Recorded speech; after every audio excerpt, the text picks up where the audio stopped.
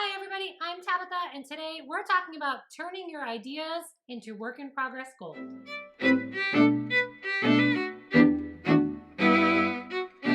Well, hello there. Welcome back to the channel. Today, I want to talk with my writer hat on. So, I feel like a lot of my videos lately, I've been talking as a reader, and you all know that I am an avid reader and I'm kind of obsessed with books, but I'm also a writer. I have 5 titles available now, and actually, the 6th one is probably available for pre order while you're watching this. And I have tons more that are done and going through various stages of editing or betaing or whatevering. So, today, I want to talk about what happens when you're looking for that new idea. How do you know when it's right? And what do you do when it's not quite right to get it into that work in progress gold? So that is our topic today. I cannot start a video like this without talking about my favorite topic, which over the years has formed lots of cool videos on this channel, the idea journal. So what do I mean when I talk about the idea journal? Well, it's really pretty simple. Anytime I have a character, a setting, a scene, an idea, anything, it goes into an idea journal. I have some that are paper, where if I'm out and about, I just scribble it on paper. I do have some on my phone, and then of course I have the big electronic one where everything kind of ends up. So if I write it on paper or on my phone, later on when I sit down to work on my computer, I will look at those ideas again, and if I think they have promise, I'll go ahead and put them in the electronic, sort of transcribe them. This can be for absolutely anything. I said that over the years, but today I want to give you some actual concrete examples.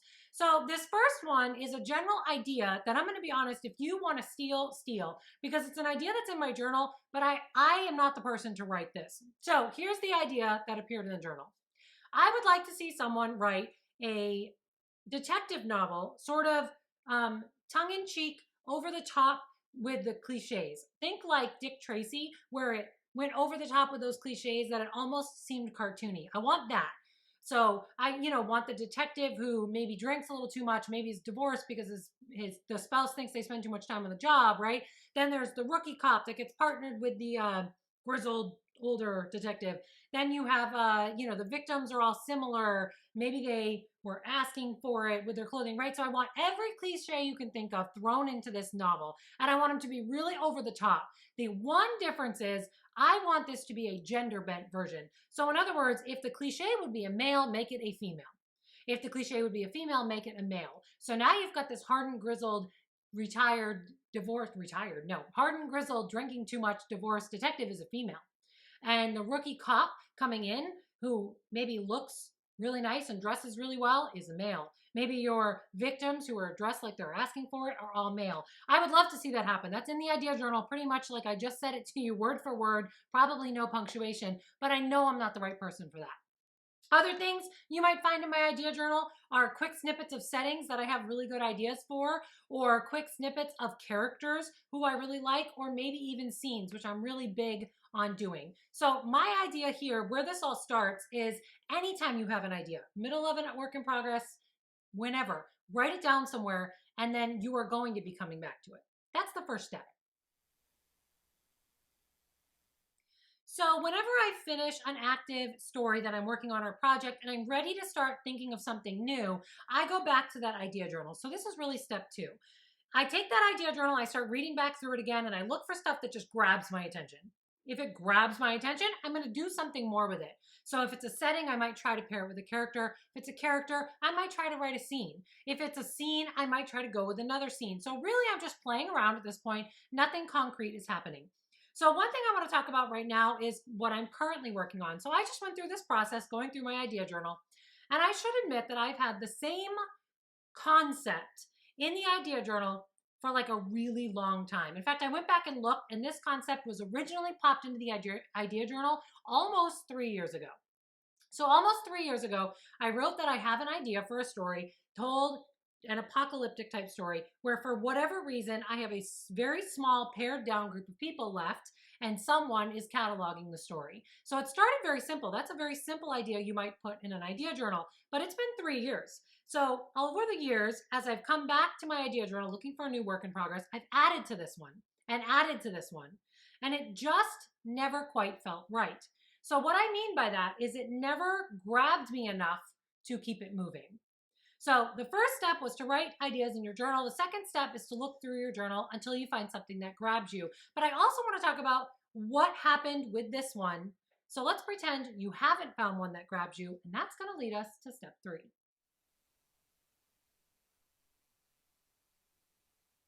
So in order to understand how step 3 works, in other words, how to polish an idea that just isn't perfect, you have to sort of understand what I found wrong with it, which might help you understand what you're looking for.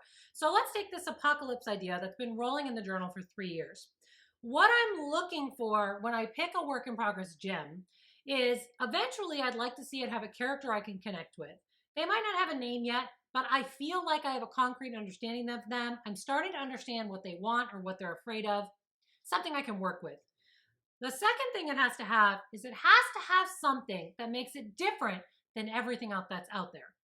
So, for example, if I'm writing a romance, which believe it or not, although I don't write them a lot, there are some in the idea journal, I have to figure out what is it about this romance that makes it a little different than everything else. What's the twist? What's the hook that's going to make this couple different than every other couple you could read? Why would you want to read about them?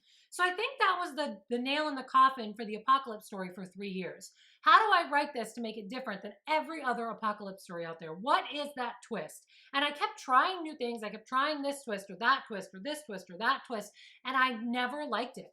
So honestly, I'm going to tell you that before I finally figured out what I'm going to do with it, which I don't know how much of it I'll tell you today, this 3-year-old apocalypse idea had 14 pages of my idea journal. 14 typed out pages. It was scenes that I'd written and since discarded, some of which appeared on my blog, or it was character ideas, or it was big twists, or it was endings that maybe could work, but none of it was going to make the story different than anything else that was out there. So for step 3, you have to figure out what is going to make this story stand out. You have to find a reason to get excited about this idea. If that happens, it's time to take that out of the idea journal and into an active work in progress. Okay, so I said I wasn't going to give you all the information about my work in progress, and that's true, I'm not going to. But I will say this.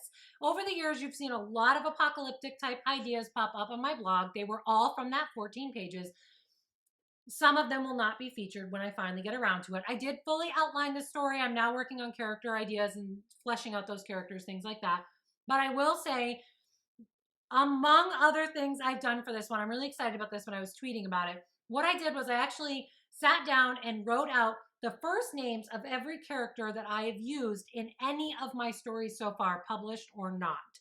I wrote down only their first names and I recorded them on a chart by first letter. So all the A's, all the B's, all the C's, and so on. And I posted that on Twitter. So if you follow me on Twitter, go find it because it was kind of fascinating to see how long some of those columns were. I use A, E, T, some other letters a lot. But then there were letters I didn't. So as I'm working on this apocalyptic story, which I finally figured out the twist that I want to go with that made me excited about the book, I wanted to pick a name I haven't used before, but I like my names to be considerate. I like to really think about them. So I have this main character who I also pulled from the idea journal that I knew I wanted her to be, she has trouble connecting to people. She has trouble letting people in, but she's really overpowering sometimes in social situations. Like she is very extroverted and she will take control of social situations, but it's more because if she controls them, she controls how much she lets out as well. So she's kind of a control freak. Anyway, so I've decided her name is going to be Ivy. If you've ever seen Ivy, it'll do that, right? It'll completely control the outside of a building and just take over everything. It can be a little overwhelming to some people, right? But it's a perfect name. And it turns out I have never used a first name that starts with I. So I've decided I'm going to use Ivy. That's not really a new step. It's just something fun.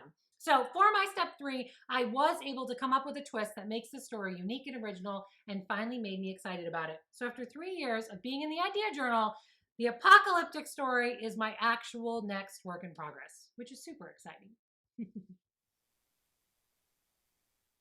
All right, so if you've worked yourself through that idea journal, you think you found a cool subject idea, and you've actually found a reason to be excited about it, my step 4 is always to outline that.